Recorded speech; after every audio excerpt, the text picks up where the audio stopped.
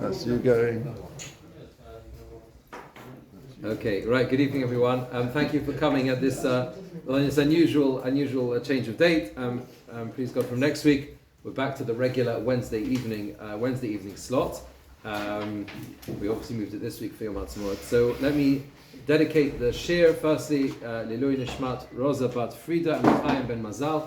We wish long life to Yvette and her sister Fortuna. We wish you long life, and I'm working on the outsides this week. And our learning should be Le'ilui Nishmatam in their merit. So what we're going to do this week is try and understand a parsha two parashiyot, which people often struggle with.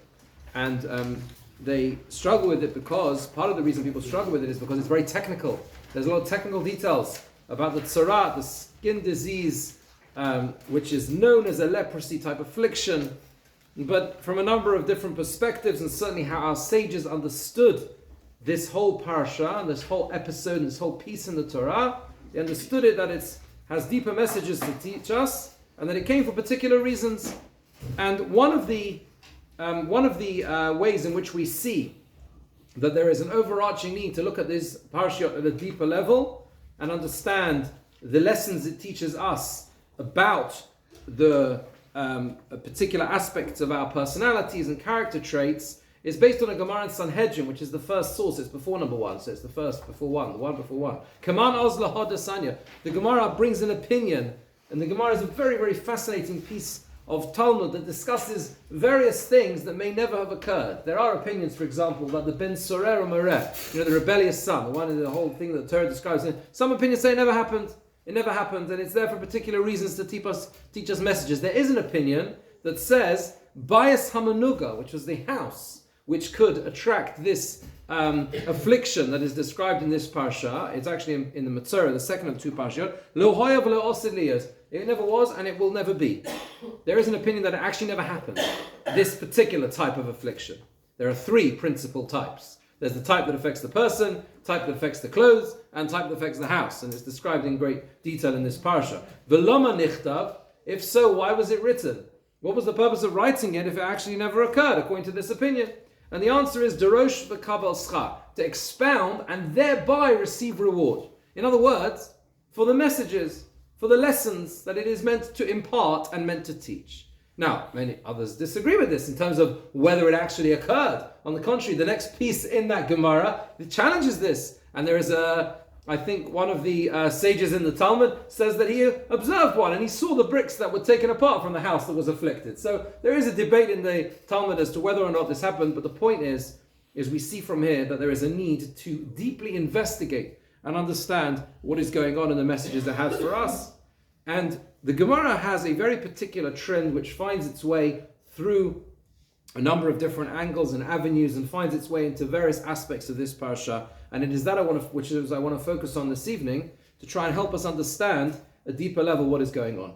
The Gemara says, Rabbi Yossi ben Zimra, this is source one, anyone who speaks lashon hara, negative speech about someone else, negoim boim alav, they can attract this affliction as a result. It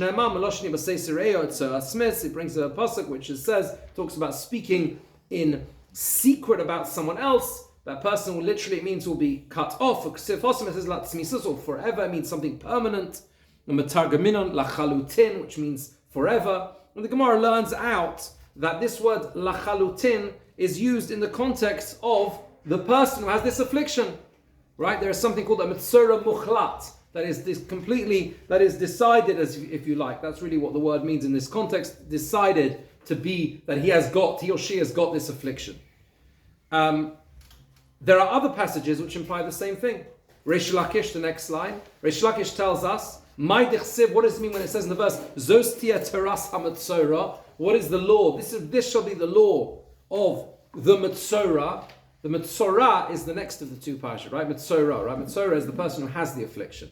But Reish Lakish expounds it in a homiletical way. Zos tia teraso shall moitzi shem ra. That this shall be the law of someone who creates a bad name. So he takes that word Metzora and explains it to mean almost motzei ra, like a person who finds or it could be translated as produces something negative, a bad name about someone else.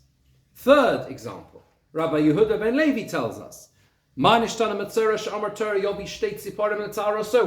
the purification ritual of the Metzora requires bringing 2 birds for the purification ritual?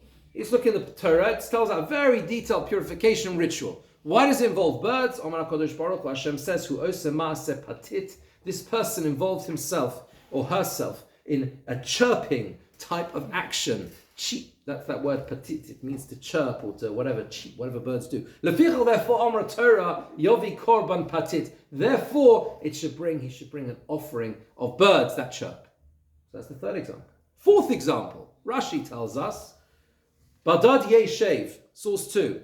One of the consequences of the Metzora is that he has to sit outside the camp, right? A separate location. You have to sit in a separate place, right? Outside, and they have to do, cover the face and very specifically, really seclusion. That even the other people who are impure don't sit with the person who has this affliction. Rashi tells us, why did our sages told us, why is it that the person who has this affliction is different to all other people who have impurities, spiritual impurities, that they have to sit alone? Because he's separated between people, husband and wife. He created friction between husband and wife because of the Lashon Hara, the negative speech that he spoke, or between individuals, a person and his friend. Afu yibadel, and therefore he as well has to sit alone. So there are 4 examples, and there are others as well, that we see this very distinct trend in the sages and their understanding of this parsha, that this was a physical manifestation of an illness which came as a consequence for speaking Lashon Hara. So obviously, that therefore, we don't have this affliction in this way nowadays, but it seems that this seems to be an obligation for us to understand how this works. What is it? What is it about this issue of speaking negatively about others that, number one, has such serious ramifications, and number 2, what is at the heart of the problem? What is at the heart of the problem that we can learn? What lesson can we learn about this? The fact that the Torah devotes pretty much two parshiot. Not entirely, there are a few other subjects in these 2 parshiot, but this is the principal theme, right? It's a serious amount of space in the Torah. It's very, there are other mitzvot which have very little space compared to this. There's a serious amount of space given in the Torah to this. So there must be some very critical lessons here. And we have to try and get to the root of the problem and the root of the issue and how specifically that's connected to these particular afflictions. So there's a very, very fascinating observation and meaningful observation of Rabbi Yisrael Salanta. Rabbi Yisrael Salanta died in 1883, lived in Königsberg in Germany. Very, very deep thinker, but particularly in the world of ethical instruction. He was known as the father of the Musar movement. So Musar is basically the movement that existed in his time, in the 19th century, came to the fore there about how people are required. He wanted to empower his students to develop their character, right? Ethical instruction, their personality, etc., etc. Very interestingly, I was reading that he was one of the early figures to develop the notion of the subconscious, which Lahavdil finds its way into Freud's readings work at a later date. He was one of the early thinkers that talks about the effect that the subconscious has on us, and therefore he kind of struggles with how to allow and enable that subconscious thing that we all have that kind of informs the way we behave. How can we shape it in a positive way and allow it to shape our behavior in a meaningful manner? One of the most powerful stories that is told about Rabbi Yisrael Salanta is on a Saturday night in Motzei Shabbat. He was on his way to Slichot one evening, to the penitential prayers that we say before Rosh Hashanah, and he passes by a shoemaker, and a shoemaker is sitting there by the light of the candle, and he is mending a shoe. He's standing, he's watching the shoemaker, and Rabbi Salanta says to the shoemaker, "Tell me, if I brought you my shoe now, would you still be able to do it like this time of night?" And the shoemaker says very simply in response to Rabbi Salanta, he said, "As long as the candle still burns, I'm still able to mend." And Rabbi Salanta was so impressed with those words that he went to the shul and he made that the theme of his pre-slichot drasha. you understand what is the message? As long as the candle still burns, you can still put things right. As long as a person is still here, as long as a person is still alive, they're able to do good things. They're able to put things right. Shoemaker said, as long as the candle's still burning, I can fix shoes. Right? That's how it is. In Hebrew, it's kol zman shehaneh dolek efshar letaken. As long as the candle is still burning, you can still put things right. So this was the world that he and him inhabited. And in a beautiful observation that is quoted in his name, he says, look at source number 3. Negaim boim al chet lashon hara. Yeah, it says Rabbi Yisrael Samantha said that these negaim, these afflictions came because of the sin of evil speech. And this is why he says this parsha comes after Parshat Shmini.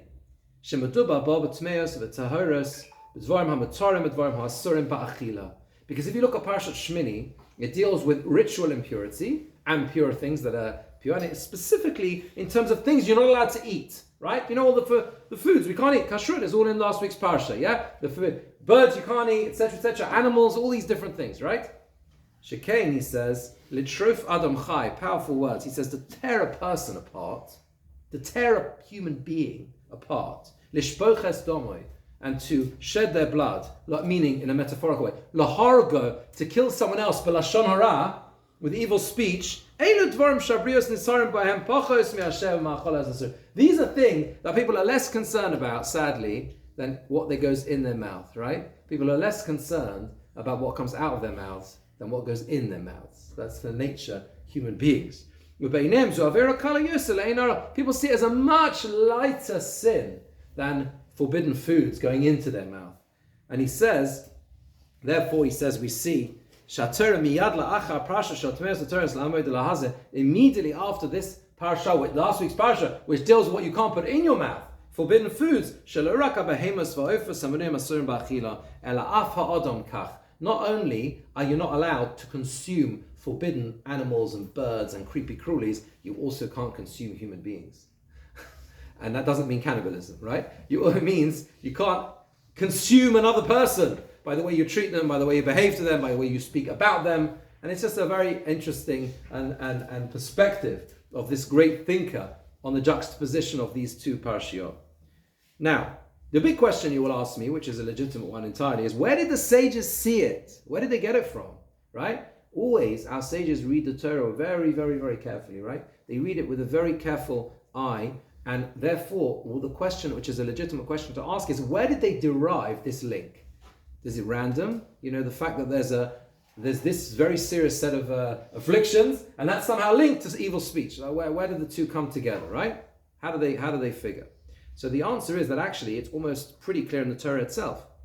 Why? Because in Devarim, in Parsha Kitetse, you got source number 4 on the bottom, the two things are brought together in the Torah itself. The Torah tells us, be very careful about the affliction of the tzarat affliction, this affliction in this week's parsha. Lishmor ma'od v'lasis, to be extremely careful. Follow whatever the Kohanim tell you to do, because the Kohanim were the ones who would diagnose the problem, okay, in this parsha. They would diagnose the issue, what was wrong with the person. So the Torah is telling us to be very careful to follow their instructions. Don't try and remove this affliction yourself. Make sure you go to the quote-unquote the doctor, which was the Kohen. Not as a doctor, the Kohen was the one who would diagnose. Next verse, Zachar, remember,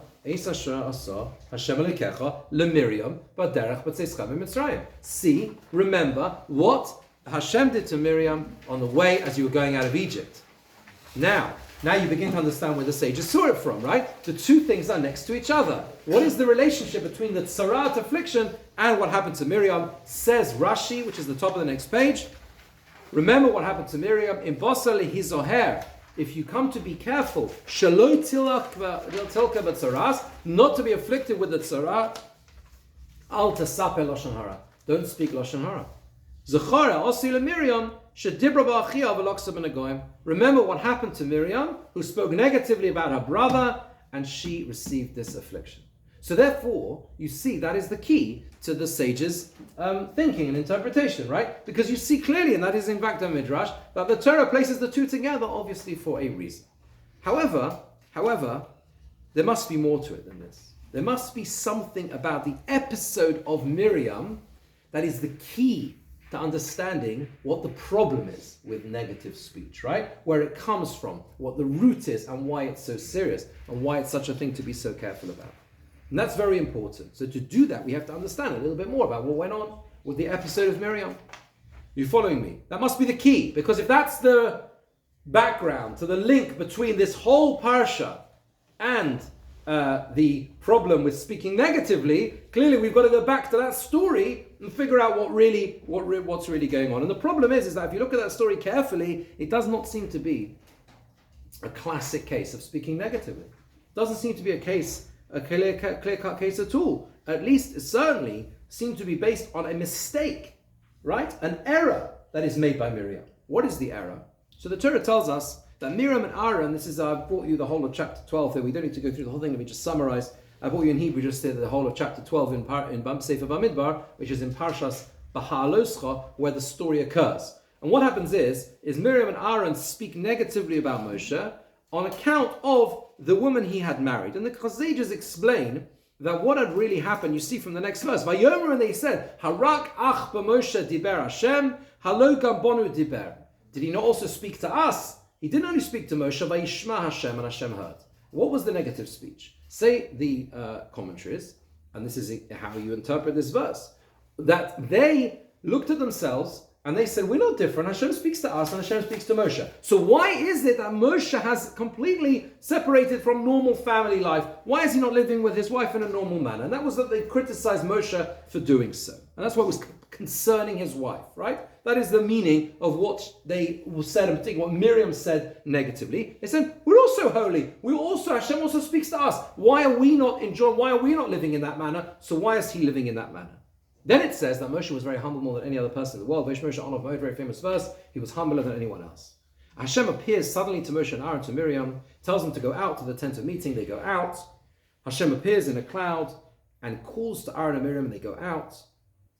And then he says to them, Shimun odavorai, im yenevi achem, Hashem b'maroi lovesfado b'chalom etabeba. If you have a prophetic revelation, it's not in the daytime, it's through a falling asleep, and it's a dream, there's a lack of clarity to some effect. Lochein avdi Moshe, but not my servant Moses, b'chol beisi ne'amonhu. He is entirely faithful in my house. I speak to him face to face, peh el peh. Yeah? There's no image, there's no dream, there's no thing. This is a level of clarity that no other prophet experiences. And Hashem, therefore, the wrath of Hashem burns against them, the cloud removes itself, and Minei Miriam Metzoraas Kashelek. And then she's afflicted with this, like snow, with this leprosy type affliction. And that is how it is. Then Aaron says to Moshe that he prays, please don't leave our sister like this. And Moshe cries out to Hashem with those famous words, Kel no rafon Allah, please heal her, etc. And there's a dialogue between Hashem and Moshe, and surely Hashem says, shouldn't she at least have this punishment for 7 days? And that is indeed what happens, and the whole people wait for Miriam, and that's a reward for the fact that she waited for Moshe when he was in the basket, right? So therefore, that is the story. Now, look at the way what the Ramban tells us. Nachmanides in his commentary says, bottom of the page, he says, Im bosoli zoher, Shelo tilka b'tzoras. I'm just skipping the bold, right? If you come to be careful not to get smitten with this tzorat affliction, lo tesaper lashon hara. Don't speak lashon hara. That's what Rashi says. Or lefi daiti says, according to my view, shehi mitzvahs asay mamish. This is so significant that it is actually a positive command. Like zochar es yom haShabbos lekadsho. Remember the Shabbos to sanctify it. Zochar es yom. You have to remember the day you get out of Egypt. Remember what Amalek did to you. Kula mitzvah. They're all a mitzvah.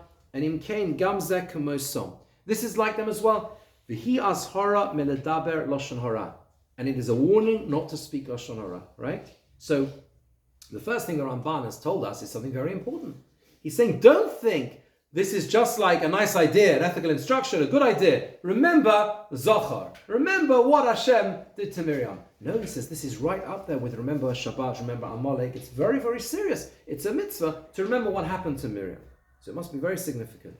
Then he says, Yetzaveh, Hashem commands, b'mitzvahs aseh, with a positive commandment, shenizkar ha'onesh hagodol she'osa Hashem latzadekes hanaviyah, that we should remember this significant penalty that Hashem did to this righteous prophetess, Shelo dibra ela ba'achia, who only spoke about her brother, Gumul chasta asher evatu kanafsha, whom she did good to, she wanted to be kind to, she loved him like herself. She didn't have animosity towards Moshe, right? Look how close she was to him. V'lo dibra b'fonav sheyevosh. More than that, she didn't speak in front of him that he should be shamed. V'lo b'fnei rabim. She didn't say anything in public.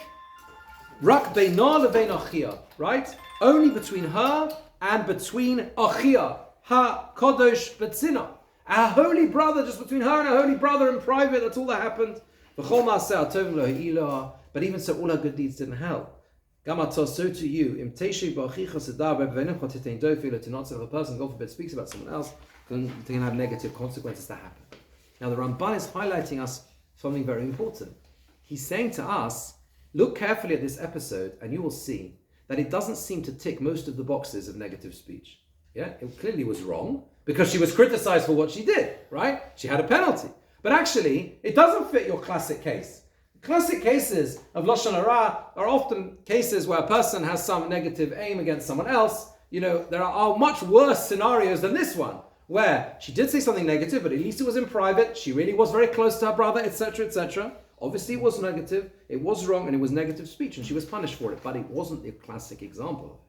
And therefore, there must be something more to it. Now, we know that Lashon Hara applies even if it's true. It's important to bear that in mind. It applies even if it's true, which is a very serious, significant thing. In fact, Motzi Shem Ra, to create a bad name about someone as if it's not true. People don't realize that. They think, well, it's true, I can say it. No, Lashon Hara, negative speech is even if it's true. But there's something which means that this, because it's not the archetype case, it's not a classic example, there must be something deeper here. And the idea that I heard a number of years ago, which I found very, very powerful, which I think is really the key to unlocking the whole piece, is the fact that ultimately, the way to understand what makes speaking Lashon Hara such a problem is what is at the heart and the root of it. Because the vast majority of cases of Lashon Hara, and certainly the case of Miriam, is because people jump to conclusions. They make a decision, they make a judgment about someone else, and that's what leads to the speech. If you look carefully at the root cause of what happened with Miriam, it wasn't that the speech itself was even so bad, right? It was a question. It was a question, right? Are we any different? Why is it that he has been acted this way and we haven't? You know, you can argue, it's not so clear why that's exactly negative. But the root cause of the problem is the fact that she saw a situation in front of her and misjudged that situation. Judgment is at the heart of what is wrong with negative speech. Because people generally only speak negatively about others if they've looked at a situation and they've prejudged it, they've judged it based on what they can see. And this approach unlocks, I heard this from Rabbi Cheskel Weinfeld, who is a big Torah scholar in Jerusalem. He used to daven in his shul when we lived in Ramat Eshkol many years ago, and she shares this idea, which I find very, very powerful.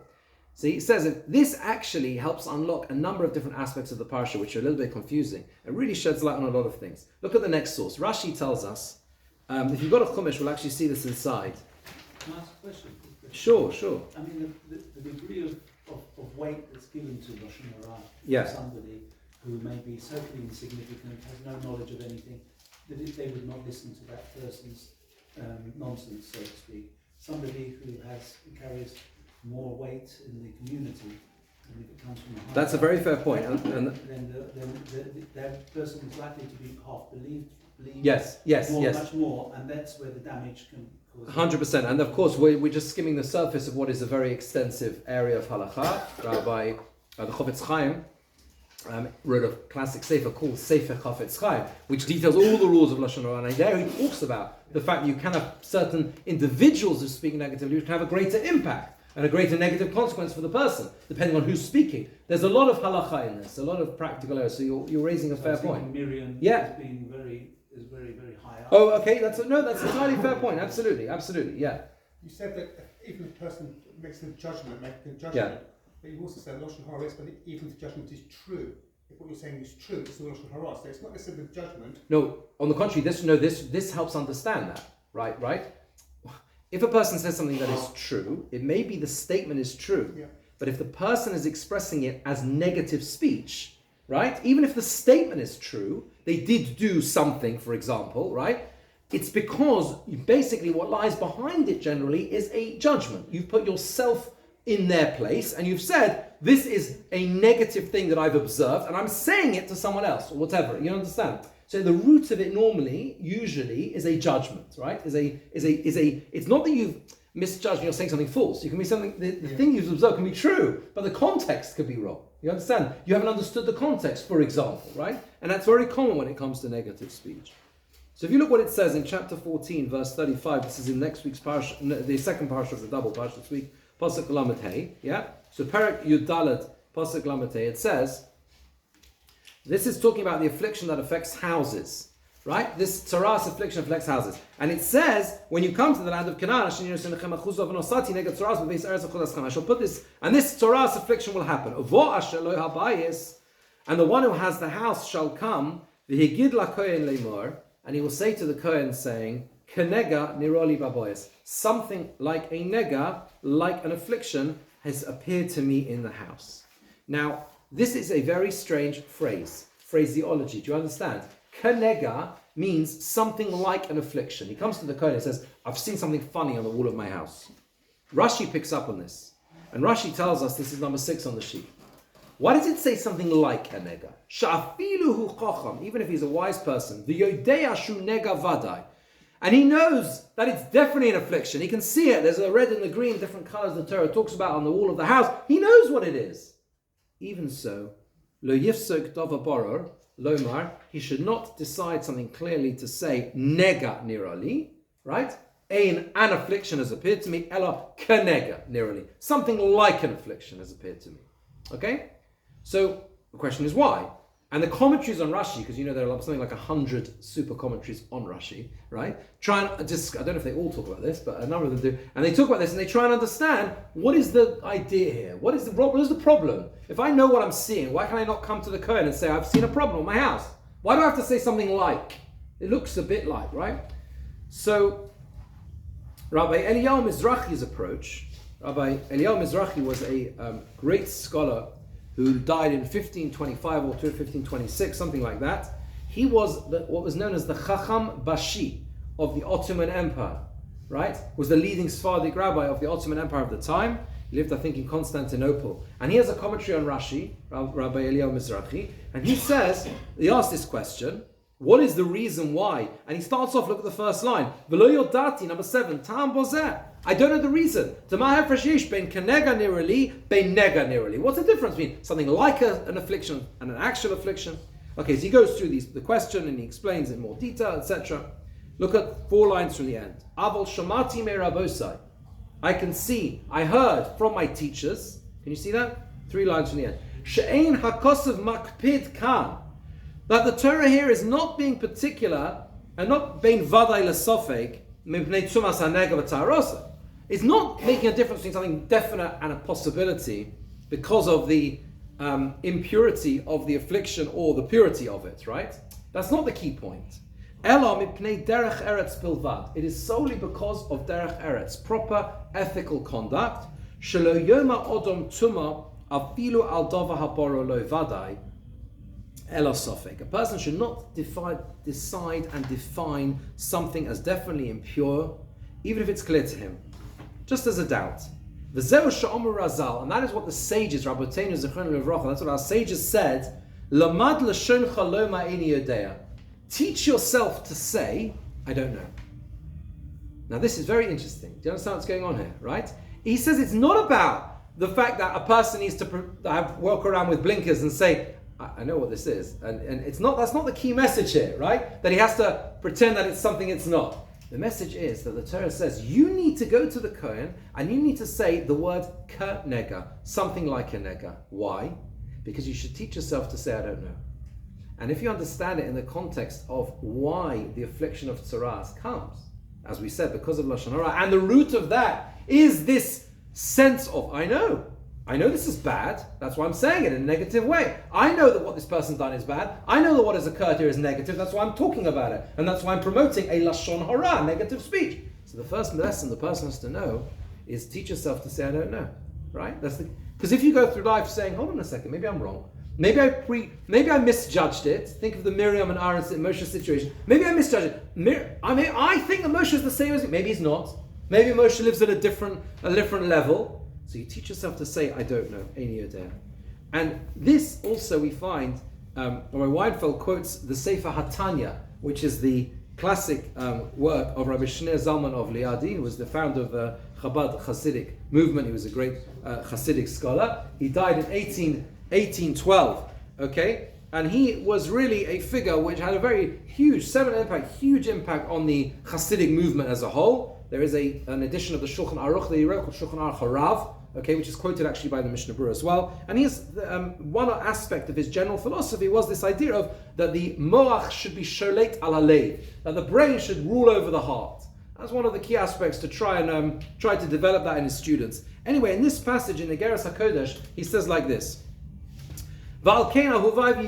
Quotes, he calls to his beloved friends. He says, a person should work very hard with their heart and soul to implant the love of one's fellow in one's heart. Right? The idea, he says, is don't think negatively about someone else. Don't put that on your heart. And if something negative about someone else comes up, which it does, we all struggle with this all the time, he says, just push it away, like a person floats away smoke. And he says, like thinking about actual avodah zarah, idolatry. And then he says something amazing. He says that Lashon Hara is as bad as the three cardinal sins of idolatry and immorality and bloodshed. And if already that's the case with speech, and he doesn't spell it out, but what he means to say is, and it's clear from the continuation, that in a sense, the thought process is worse than the speech. There is something more about thought over speech. Hein latov, hein lamutav, whether for good or the opposite. So he is saying to us here something fascinating. He's saying that in a sense, the process of negative thought is actually worse than the speech. Because that's the bad midah, that's the bad character trait which precedes the speech. The speech is just the outcome. But he says what goes on in before, and the whole thought process that goes into it, that is what's really the negative side. Listen, we're talking here about deep ideas and difficult stuff. Like we're all in a battle with this all the time, right? We see things going on around us all the time, and human nature, you would say, is to jump to negativity. It's not like we're saying this is like something easy to achieve, but it seems that these long parashiyot, which detail this in great detail, are trying to inspire us to learn this and understand it, right? And imbue these messages within us. Does that make sense? Yeah. When the Tzoras is on your house, I thought that was because of Haknasat Orchim, not for Lashon Hara. So very interesting. So the question of why it would apply to the house specifically, that one I didn't know specifically. There are different midrashim though. It could well be, a person had done that wrong. Yeah, and you're raising a very important point. It is true that there are various other reasons given why these things could occur. It's not the only one. What I'm pointing out is this particular one is a very strong trend in Chazal. But there are other references to why other things might happen. We're going to come back to the house in a second though. Something very interesting about the house. Okay, then he carries on and says basically that Hashem, who blesses his people with peace, should grant us peace and life forever. That's what he says. And if you look further, you can see this idea of not prejudging and ensuring that one's the thought process are even more significant than speech. It finds its way elsewhere as well. If you go back to the very beginning of the Torah, look at source 9 at the bottom. It says, "Vayar Elokim es kol asher asa." Hashem saw everything He had made, v'hinei tov ma'od, and it was very good. Vayera vayvoki yom hashishi. Okay, so what happens at the end of creation? What happens at the end of creation? So Rabbi Weinfeld said, you understand this verse properly, and what it means is like this: Hashem saw es kol asher asa. Because He saw everything that He had made, He could say it was good. You understand? How do we normally view things in life? Blinkered. We see a partial picture. And because we see a partial picture, we don't see the good. If you see the whole picture, that's when you see good. That's the kind of allegorical meaning. It's a way of interpreting that verse. What? Or we may not see the bad. We may not see the bad. That's the challenge. The challenge is not to see the bad. Exactly. But if you learn over the next page, you see the same thing. This is a beautiful verse in Tehillim that talks about the person who speaks positively as opposed to negatively. Miho isha chofetz chaim. That's where the name comes from for the work, the chofetz chaim. Right? Who is the person who desires life? Oev yomim, loves days. Liros tov, to see good. Netzar lashon chamera. When a guards one speech from evil, as for guard your lips midaber mimra, from speaking badly. Sumei rav aseto. Turn away from negativity and do good. Bakish shalom, pursue peace. Vorod feu, right? Seek peace and pursue it. Now, this pasuk in Tehillim, again, if you just read it, it's saying exactly the same thing. Are you with me? You seek life. How do you get to life? What does it mean, a person who is chafetz chayim, a person who seeks life? The answer is lira tov. See good. See good. You can do that. We can work through life and we can see bad things everywhere, or we can see good things. A person who wants life sees the good. It's incredibly challenging. It's not easy. Sometimes the negativity screams at us, right? But we have to try our best to see good, because if we don't see good, then we're in a bad place. And that's what leads a person to be able to be nutzar lashon chamera, to guard oneself from speaking evil. And this plays out also in a beautiful Rashi on the houses. The same thing, right? This piece about the Torah, the affliction on the houses. What does Rashi tell us? Number 11. It says, Hashem says, that you will come into the land of Canaan and I will place this negat tzoras, this affliction on the house. Rashi says that this could have had a positive effect, right? Besora hilohem, this was informing them, shanagoim boim aleim, that when they would come into the land of Canaan, this would happen. The affliction would happen to their houses. Rashi says that the Amorites who lived there beforehand, they hid golden treasure, they hid treasures in the walls of their houses. All 40 years. The Jewish people are wandering through the desert. Because of the process of the affliction and the resultant needing to smash down the wall, which is part of the purification process, notates habayet. He would smash down the house, and they would find the treasures. So there was like a blessing hidden within the curse. Do you understand? They would find this thing, this affliction on the house. It looks like their world is over. They're going to have to knock down the house. And what happens in the end? They find something which gives them all the wealth of the Amorites they'd hidden behind the wall. Now again, a deeper meaning behind this can be, right? A deeper message is what? The same idea. A person sees the nega, he sees the negativity, they see the affliction. All they need to do is just remove what they're seeing, and they see the positive, they see the good. Behind the wall is the good. Behind the wall is the treasure. But you have to go behind the wall, otherwise you won't see the treasure. You understand? It's the same idea. Isn't it also Alam Hazeh, Alam Haba as well? Well, there's you mean, well, the Gemara tells us in Bava Basra that there were certain sages who had a vision of Olam Haba, and it was, they said Olam Hafach Ra'isi. They saw an upside down world, a topsy-turvy world. Maybe that's what you mean, close to that, that the things that look like something here, they look the opposite up there. That's how it is, right? They look, things look opposite from a different perspective, right? And the final piece, which I think is so important, and it's relevant to this week in particular. What happened with the Meraglim? The spies. What was their big problem? So the Talmud tells us in Sanhedrin, the spies, that they brought back a negative report, right? Where did it come from? What drove them to create that negative report? So the Talmud tells us that there's They will lose their position in the desert. So that's one explanation, but there are others. Potsu alayich pihem. This is a verse in Eicha. In Eicha, most of the chapters in Eicha are in alphabetical order. You know that, right? The first Eicha and then Aleph, Bet, Gimel, Dan, right? In Lamentations, yeah? However, there is a reversal of two lines. Yeah? Ayin comes before Pei in the book of Eicha, in the Aleph Bet. Yeah, you know the Aleph Bet, yeah? Ayin comes before Pei, right? However, in Eicha, it's actually reversed. I don't know whether it's in all chapters or some. It says, Omar Rav Rabbi Yochanan, B'shvil ma hiktim peh la'ayin. Why is it that the pei is before the ayin? It's in order Aleph, Beis, Gimel, Dalet, except when you get to pei and ayin. When you get to pei and ayin, it's reversed. So the pei comes before the ayin in the lines. Do you with me? The answer is because, B'shvil meraglim, because of the spies. Sha'omru b'fiem, ma shelo ro'u be'einehem. They said something with their mouths, which they did not see with their eyes. They put their mouths before their eyes. So the hint to that, because we know that was the night of Tisha B'Av, Yeah, that was the night when they wept. They thought they were never going to go into the land of Israel, and that later became the night that the temple was destroyed. Okay, so that's the link between the spies and the destruction of the temple. Tisha B'Av, the fast of Tisha B'Av. The big question is this: what do you mean they didn't? They said something they didn't see. All they did was report. It's true that they gave a negative report, but they didn't report something they hadn't seen. They saw these giants. They made a judgment call on it. They said, we can't win. But they only reported what they saw. Rabbi Shimon Schwab says the following idea. He says, it's true that they reported what they'd seen, but it depends how you see, what you see and how you interpret it. Two people can see exactly the same thing, and they say completely different things. And that's what it means they put their mouth before their eye. It doesn't mean that they said something they hadn't seen, but they used their mouth to interpret what they thought they had seen incorrectly. They gave the wrong spin on it. And they were talking about the land of Israel. They were talking about the land of Israel.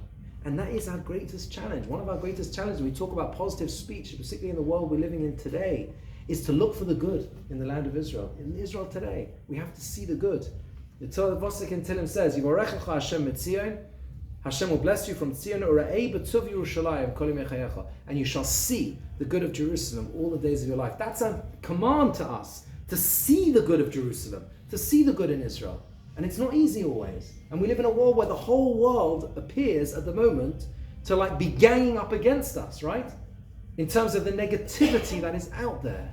So we ask ourselves, what is our role? What is our function?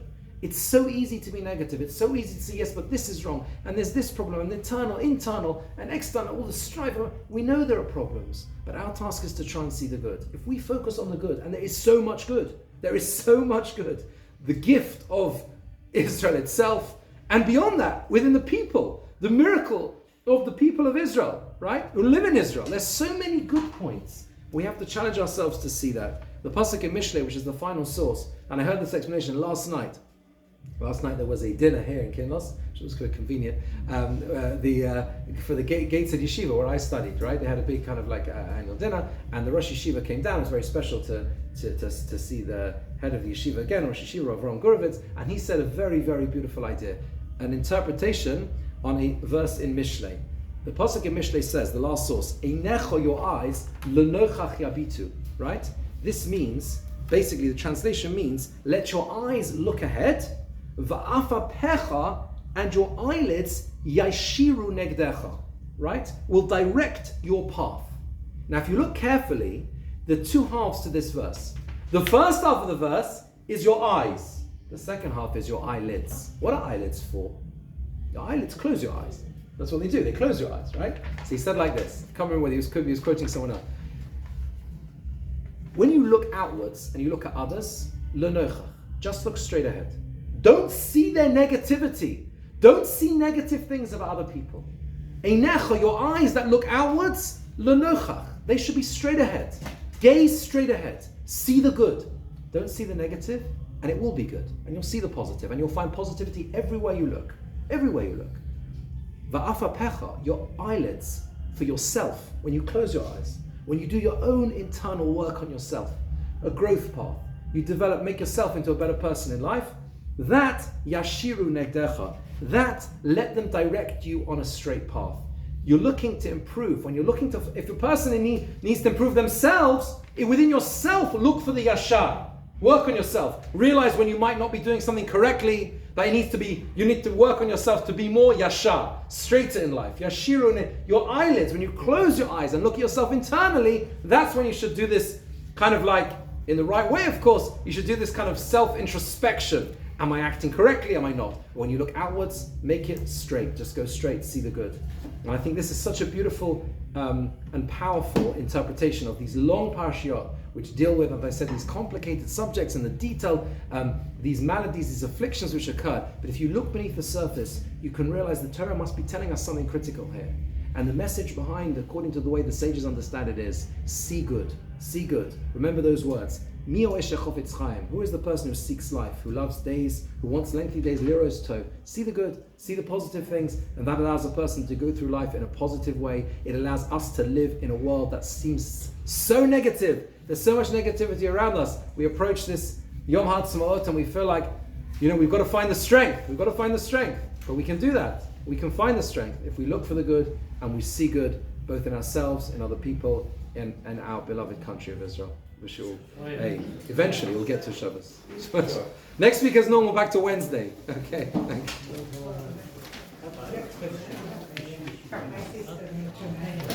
Somebody.